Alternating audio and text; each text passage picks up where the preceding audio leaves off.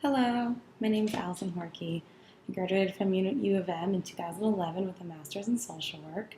I'm also a Spectrum Center alumni. I currently work in San Francisco, California as a social work case manager for those living with HIV and AIDS. I'm going to answer the questions that were submitted.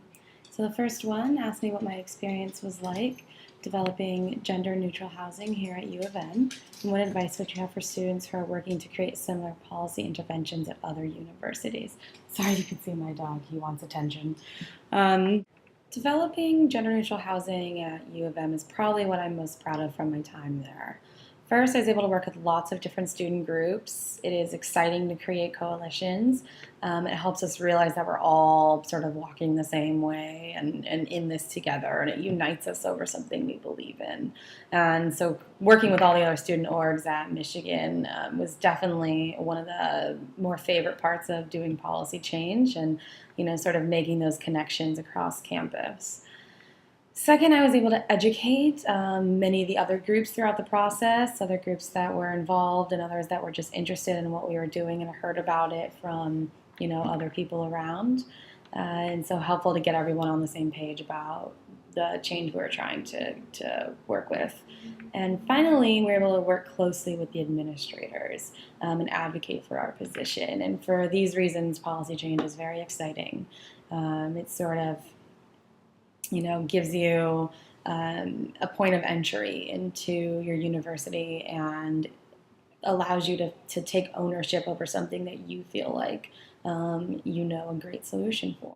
So my advice for pursuing policy change at the university level, number one, is it has to be something you personally believe in. And that kind of sounds obvious, but if you don't believe in it and you don't really want to work as hard as you can to make it happen, then those moments where you're doing the small tasks that you feel like are never going to end, it's going to be hard to make it through those times. We had to submit a survey, and the fifth time we were editing the survey together, I think we all were sort of at our end and saying, is this something we want to keep doing? But we obviously did it. We knew it was for a greater purpose. So when you're doing policy change, there's always a key stakeholder, and they're going to have for you the barriers to implementing the change. So you'll say, this is what I want to do, and they'll say, here are the reasons that we can't, or here's the reasons why we won't. And so once you know those items that have prevented this change from happening in the past, then you can start the process of breaking down each of those barriers. So they told us they needed to know that the student body was behind us, that they also wanted this. It wasn't just a small group of people, hence the survey. They also wanted to know that people were going to be educated about it, and that it didn't just come out of nowhere. This option is available now. So we did lunchtime tabling at res halls so that people knew what was going on. And they and we needed to know what trans students specifically wanted in their housing. And so we got anecdotes and we talked to people and we figured out what would be the most useful and what is not been the ideal experience for trans students there and what would be. And so once we were able to put all that together, we were able to create a proposal and advocate for this policy change. And so obviously if you don't love the work, it's hard to maintain. As we've heard, the wheel of Michigan spins forward, however it might spin slowly. And we were definitely felt that. But if you keep and you're persistent with it, then and you're clear and honest about the change that you want, then I think it's definitely a viable thing to keep working for. My involvement with the Spectrum Center has it influenced or contributed to my career? And I would say absolutely. The knowledge I gained by being involved with Spectrum Center is invaluable to me. I approach clinical social work with the social justice framework. It's not that social work doesn't already use this, but I feel like the manner and to the degree to which I was able to exercise it at Spectrum Center was extremely helpful. And I was able to infuse all of these things into my work and we always see the whole person, but seeing them situated in the larger context of these structures in society that have been set up and how they operate and how they don't operate, that was definitely extremely helpful that I gained from my experience at Spectrum Center. It just means that you're able to find other creative solutions to solve the problems that our clients are going through.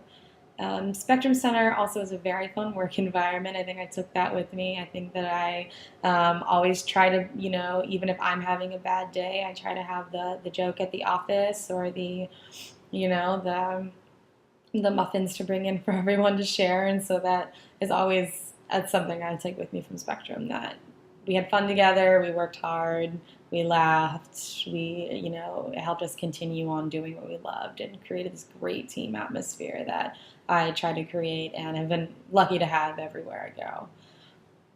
Advice for students who want to get into a similar job as me and work in HIV and AIDS, and what paths have you found that are particularly helpful? So after my master's, I moved to San Francisco and I took a job. At first, I was a volunteer grant writer, and that was just me trying to get my foot in the door somewhere. It was for a nonprofit that helped with entrepreneurs. And that's not something I knew as much about. And I was still a great writer and I was able to help them in that aspect.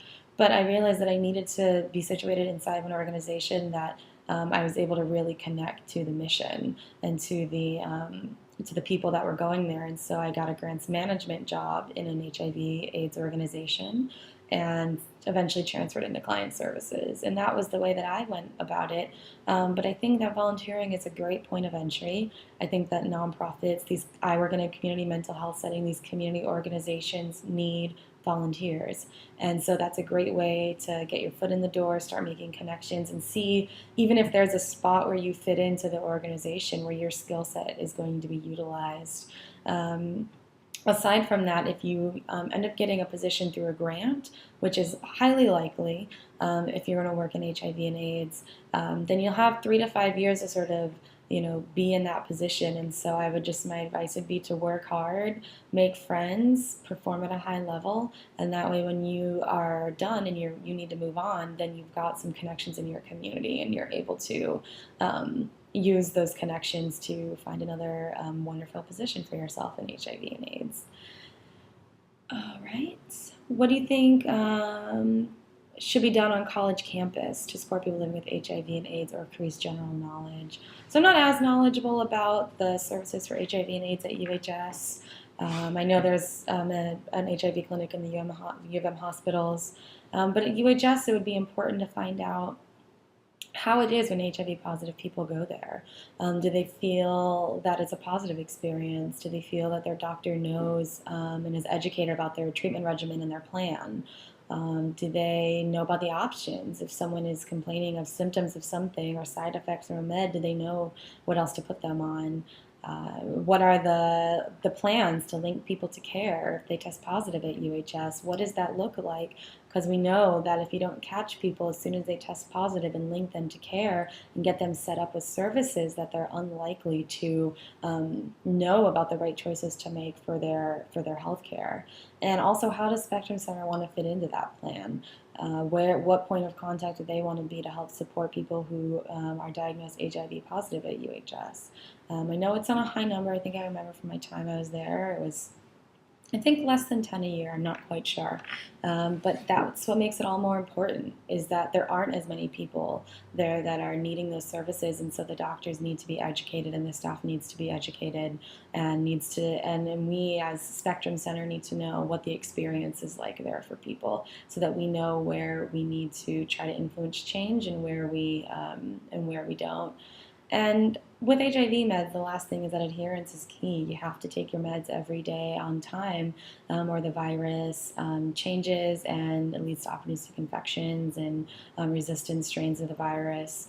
And so there has to be a plan in place to help people take their meds on time each day. And that would be Medisets or something like that. But finding out if that's available for people, if you find that they're struggling to maintain their health care and take their meds every day, your next question is, so how do I get that to happen? And there should be some sort of option at UHS or at the U of M hospital for those living with HIV and AIDS. So thank you very much. I tried to make it not 10 minutes, but it is. So there you go. Wonderful. Thank you for asking me questions. Bye.